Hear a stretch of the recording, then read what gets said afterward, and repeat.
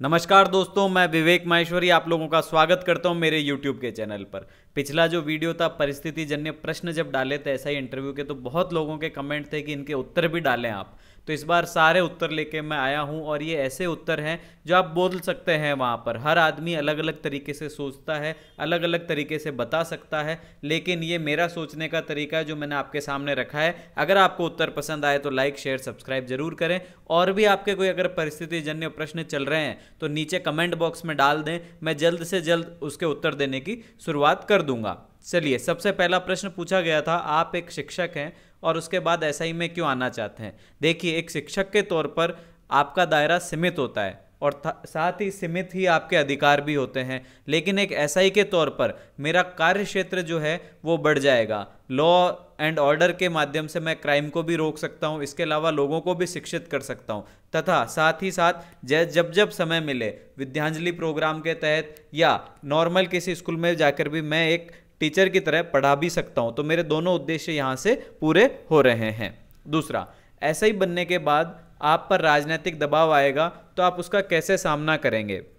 देखिए, भारतीय दंड संहिता व भारतीय संविधान के अनुसार कार्य करना आपका मेन उद्देश्य है। यदि ये आपके कार्य क्षेत्र में आ रहा है और आपको जबरदस्ती दबाव बनाया जा रहा है कि आपके कार्य क्षेत्र में नहीं आते हुए भी ये काम करना, तो उन्हें समझाने का प्रयास करेंगे। बिना बातचीत कोई भी चीज़ संभव नहीं है कि ये संविधान सम्मत नहीं है, मेरे कार्य क्षेत्र में ये सर नहीं आता है, आप ये समझाने का प्रयास करेंगे।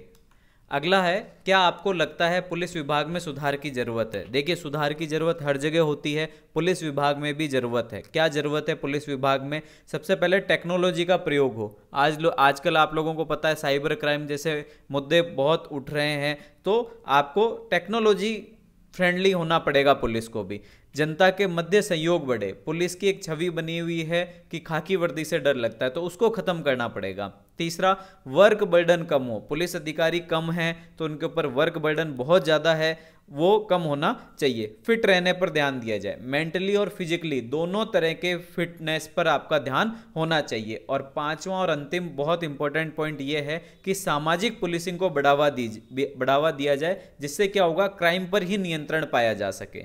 ये बहुत इंपॉर्टेंट पॉइंट आपके इसमें है। अगला क्वेश्चन लेते हैं हम लोग, समाज में जातिवाद को आप कैसे खत्म करेंगे। देखिए, जातिवाद एक बहुत जटिल समस्या है, उसको धीरे धीरे समाप्त किया जा सकता है, और उसको समाप्त करने के 4 पिलर जो हैं वो ये हो सकते हैं। एक तो शिक्षा के माध्यम से, ठीक है।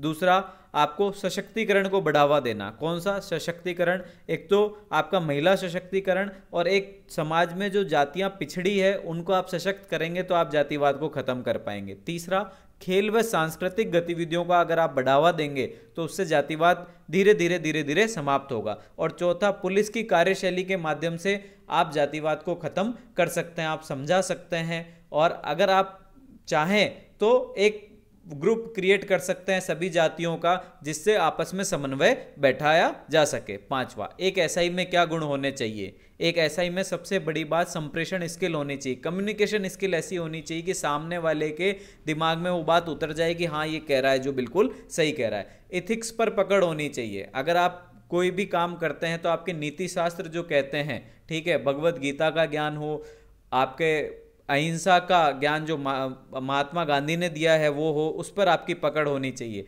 मेंटली और फिजिकली दोनों तरीके से व्यक्ति फिट होना चाहिए, ठीक है। और चौथा, सत्यता, आपके अंदर सत्यता होनी चाहिए। और पांचवा और अंतिम, वर्क लाइफ बैलेंस आपके अंदर होना चाहिए कि अपने काम और अपने जो लाइफ है, जो आपके जीवन है, उसमें कैसे आप बैलेंस करें उसके आपको जानकारी बिल्कुल होनी चाहिए। छठा प्रश्न लेते हैं हम लोग, आप शादी की 20वीं सालगिरह की तैयारी कर चुके हैं और आपके छुट्टी के ऑर्डर कैंसिल कर दिए जाते हैं तथा इससे परिवार नाराज हो जाता है, ऐसे में आप क्या करेंगे। देखिए, ऐसे समय में मैं मेरे सीनियर अधिकारी से बात करके पता लगाऊंगा कि आखिर मेरी छुट्टी रद्द क्यों की गई है। अगर लगेगा कि कोई बड़ा कारण है और वास्तव में ऐसा है कि छुट्टी कैंसिल करना जायज़ है, तो घर वालों को ये समझाने का प्रयास करूंगा कि हम इस प्रोग्राम को 2 दिन बाद भी रख सकते हैं, अभी मेरे लिए फ़िलहाल वो ज़्यादा ज़रूरी है। तो घर वाले आपकी बात अगर लगेगा तो समझ जाएंगे बिल्कुल, क्योंकि अगर आपका वहाँ पर काम ज़्यादा इंपॉर्टेंट है इसलिए आपकी छुट्टियाँ कैंसिल की गई है, तो आप ये प्रोग्राम 2 दिन बाद भी रख सकते हैं। तो आपको समझाने का प्रयास यहाँ पर करना पड़ेगा। अगला, पुलिस की ड्यूटी है, ऐसे में वर्क लाइफ बैलेंस कैसे करेंगी? जो महिला अभ्यर्थी हैं उनसे ऐसा सवाल पूछा जा सकता है। सर ऐसी बहुत सी महिलाएं हैं, आप नाम ले सकते हैं, इंदिरा गांधी से लेकर बहुत सारी ऐसी महिलाएं हुई है जो वर्किंग वुमेन हैं तथा उनके द्वारा भी वर्क लाइफ बैलेंस किया जाता है। हर जॉब, जो भी जॉब आप करते हैं उसमें एक निर्धारित समय होता है जब आपको ड्यूटी देनी होती है। उस ड्यूटी के बाद का जो समय है वो आपके लिए पूरा का पूरा खुला हुआ है, आप जो भी काम करना चाहें कर सकते हैं। हालांकि कुछ दिन ऐसे होते हैं जब आपके काम बहुत ज़्यादा हो सकता है या निर्धारित समय से भी ज़्यादा काम हो सकता है, तो इतने एडजस्टमेंट तो हमारे को हमारी लाइफ में करने पड़ेंगे कि हम कुछ दिनों के लिए आपकी ड्यूटी को आप थोड़ा तवज्जो ज़्यादा दें, लाइफ को थोड़ी कम दें, बाकी आप वर्क लाइफ बैलेंस आराम से कर सकते हैं। 8वां, 2 अलग अलग धर्म के युगल शादी कर लेते हैं, ऐसे में सांप्रदायिक तनाव बढ़ने की संभावना बढ़ जाती है, ऐसे में आप क्या करेंगे? देखिए यहाँ क्वेश्चन कितना बढ़िया तरीके से पूछा गया है कि सांप्रदायिक तनाव बढ़ने की संभावना बढ़ जाती है। अभी तक ऐसा नहीं हुआ है कि सांप्रदायिक तनाव बढ़े, ठीक है। ऐसे में आप क्या होगा कि बातचीत हर मुद्दे का हल है, सांप्रदायिक तनाव न बढ़े उसके लिए दोनों पक्षों को बुलाकर बात करना उचित है। सबसे पहले हम प्रयास करेंगे कि दोनों पक्षों को बुलाया जाए, ठीक है। अगर घर की बात घर में ही रह जाए जब तक तो ठीक है, अगर फिर भी अगर ये इस बात को नहीं मानते तो दोनों धर्मों के प्रबुद्ध व्यक्तियों को बुलाकर समझाइश की पहल करना आवश्यक है। दोनों जो धर्म है उनके जो प्रबुद्ध व्यक्ति हैं, जो उनके बड़े बड़े लोग हैं जिनका इन्फ्लुएंस है समाज के ऊपर, धर्म के ऊपर, उनको बुलाकर आप आसानी से उनसे बात कर सकते हैं और वो उनको समझाने का प्रयास करेंगे, ठीक है। एनकाउंटर होना चाहिए या नहीं, इसके बारे में आपका क्या विचार है? देखिए एनकाउंटर के दोनों पक्ष हैं, ठीक है। एक आप ये भी बोल सकते हैं कि आप न्यायिक निष्क्रियता की वजह से निर्भया, महिला उत्पीड़न और विकास दुबे जैसे केस बढ़ रहे हैं, ठीक है, तो आपको एनकाउंटर होना चाहिए। लेकिन इसके विपक्ष में आप ये बोल सकते हैं कि कोई पुलिस अधिकारी द्वारा अगर ये कराया जाता है या फिर किसी राजनीतिक दबाव में ये होता है, तो अगर वह व्यक्ति गिल्ट होता है तो उसके बारे में कानून में स्पष्ट व्याख्या होनी चाहिए कि आखिरकार कानून इसके बारे में क्या बोलता है। तो इसके दोनों पक्ष आप बोल सकते हैं कि हाँ या ना, ठीक है। क्या क्या होना चाहिए ये आप अपने हिसाब से और डिसाइड कर लें।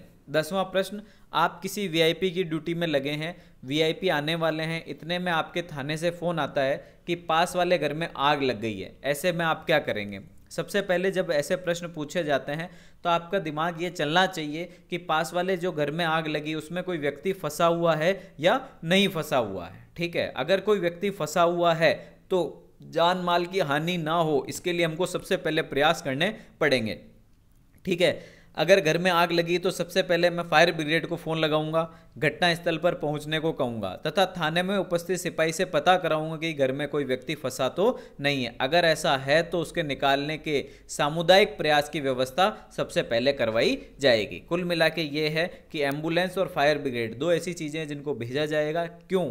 अगर कोई व्यक्ति फंसा है तो, अगर कोई व्यक्ति नहीं फंसा है तो फायर ब्रिगेड को बुलाकर वहां आग रोकने का तुरंत प्रयास किया जाएगा और निरंतर फीडबैक मैं लेता रहूंगा कि आखिरकार वहां पर क्या स्थिति बन रही है। आप यदि कार्रवाई करने कहीं जाएं और वहां जाकर आपके सामने महिलाओं को आगे कर दिया जाए जिससे आप अपराधी को नहीं पकड़ सके, ऐसे में आप क्या करेंगे? देखिए ऐसी स्थिति में महिला पुलिस को बुलाने का कार्य किया जाएगा, ठीक है, क्योंकि आपको पता है कि महिला पुलिस ही महिला को पकड़ सकती है। दूसरा, बातचीत से हल निकालने का प्रयास किया जाएगा। इसलिए मैंने कहा आपकी कम्युनिकेशन स्किल जैसे अच्छी होगी वैसे ही आप ये काम कर पाएंगे, इसलिए आपकी कम्युनिकेशन स्किल सबसे बेस्ट होनी चाहिए। तीसरा, अपने सीनियर से बात करके अतिरिक्त जाब्ते की व्यवस्था करने की बात मैं करूंगा। तो ये 3 काम आप इसमें कर सकते हैं। 12वां प्रश्न, क्या आपको लगता है पुलिस में महिलाओं की भर्ती होनी चाहिए? नहीं का तो कोई सवाल ही नहीं उठता है। जी हाँ, पुलिस विभाग में केवल अभी 7.28% महिलाएं ही हैं, ठीक है। जितना पुलिस विभाग है आपका ऑल ओवर इंडिया का, जिसमें 7.28% ही महिलाएं हैं, ठीक है।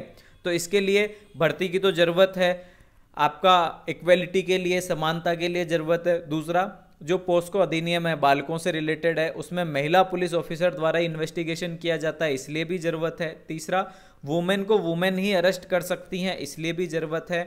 और एक महिला में बेहतरीन मैनेजमेंट स्किल होती है, वह घर और नौकरी दोनों में बहुत अच्छे से बैलेंस करती हैं, इसलिए महिला अधिकारियों का होना बहुत ज़रूरी है। और चौथा और अंतिम पॉइंट बहुत इंपॉर्टेंट है कि ये महिला सशक्तिकरण को बढ़ावा देता है, इसलिए भी ये बहुत ज़्यादा ज़रूरी है। अगर आपके थाने में किसी पागल व्यक्ति को पकड़कर लाया जाता है तो आप क्या करेंगे? इस क्वेश्चन में ये कहीं नहीं लिखा हुआ कि वह अपराधी है या उसने कहीं अपराध किया है। तो सबसे पहले ये जानना जरूरी है कि उस व्यक्ति ने आखिरकार किया क्या है। अगर कोई अपराध किया है तो हम आगे की कार्यवाही करें, अगर अपराध किया ही नहीं है उसने कोई, तो उसे छोड़ दिया जाएगा। पागल व्यक्ति यदि उत्पात करता है वहां पर आकर, तो उसे थोड़े समय उसे शांत करने के लिए किसी कमरे में बंद कर दिया जाएगा तथा डॉक्टर को हम फोन लगाएंगे कि इसका आके एक बार इलाज करें कि कैसे क्या हो रहा है इसे, ठीक है। सबसे पहले ये देखेंगे कि उसे लाया क्यों गया है। अगर कोई मामला बनता है तो उस पर विचार करेंगे, अगर कोई मामला बनता ही नहीं है तो उसे छोड़ दिया जाएगा, ठीक है। 14वां प्रश्न, आपके घर के पास में कोई बम बना रहा है, आपको कहीं से ऐसी सूचना मिलती है और आप अकेले हैं, आप क्या करेंगे? सबसे पहला काम, सीनियर को कॉल करके पुख्ता जानकारी होने का दावा करके पुलिस फोर्स बुलाएंगे आप। दूसरा, बम निरोधक दस्ते व फायर ब्रिगेड को मौके पर पहुंचने के लिए बोला जाएगा। तीसरा, उसके घर के आसपास नजर रखेंगे कि कैसी गतिविधियां वहां पर हो रही है। और चौथा, बहुत ही शांति से आसपास के घर वालों को घर में रहने की सख्त हिदायत देंगे कि आप घर से बाहर ना निकलें। वे डरे नहीं, इसके लिए आप ये नहीं बताएंगे कि कैसा क्या बम बना रहा है या ऐसा कुछ हो रहा है, ऐसी गतिविधियां हो रही, केवल ये हिदायत देंगे कि आप अभी घर से बाहर नहीं निकलें। तो ऐसा आप ये इसमें काम कर सकते हैं 14वें पॉइंट में। 15वां पॉइंट, एक एक्सीडेंट में 1 साल का बच्चा मर जाता है, आक्रोशित गांव वाले शव रखकर आक्रामक हो जाते हैं, ऐसे में आप क्या करेंगे? देखिए, सबसे बड़ी बात होती है आपकी जबान। अगर आप कम्युनिकेशन स्किल में बहुत अच्छे हैं तो आप हर जगह जंग जीत जाएंगे, ठीक है। आपको सबसे पहले बात करना है, समझाने का प्रयास करेंगे लाउड स्पीकर द्वारा उचित दूरी बनाकर, क्योंकि यहाँ पर आक्रोशित हो गए हैं, आक्रामक हो गए हैं, तो आपको उचित दूरी बनाकर बात करनी पड़ेगी। उनको ये भरोसा दिलाना पड़ेगा कि मैं पूर्णतः आपको न्याय दिलाने की कोशिश करूंगा और अपराधी को पूर्णतः दंड दिलाने की भी कोशिश करूंगा। फिर उनको मनाना पड़ेगा आपको कि पोस्टमार्टम आप करवाएं एक बार, आखिरकार क्या हुआ है, कैसे हुआ है, उसमें सारी जानकारी आ जाएगी तथा उचित मुआवजे के लिए भी बात करी जा सकती है। और लॉ और ऑर्डर की व्यवस्था, लॉ एंड ऑर्डर की व्यवस्था बिगड़े नहीं, इसके लिए अपने सीनियर अधिकारी को इस स्थिति के बारे में जानकारी दूंगा। तो दोस्तों, ये 15 जो क्वेश्चंस थे, ये 15 क्वेश्चंस बहुत ही इंपॉर्टेंट है, एसआई के इंटरव्यू में पूछे भी गए हैं और पूछे जा सकते हैं। इसके अलावा भी बहुत सारे ऐसे क्वेश्चन हो सकते हैं जो आपके दिमाग में चल रहे हो, कमेंट बॉक्स में डाल दो, कोशिश करूंगा जल्द से जल्द उनके जवाब देने की। आशा करता हूं आप लोगों को ये वीडियो पसंद आया होगा। इस वीडियो को देखने के लिए धन्यवाद। जय हिंद, जय भारत।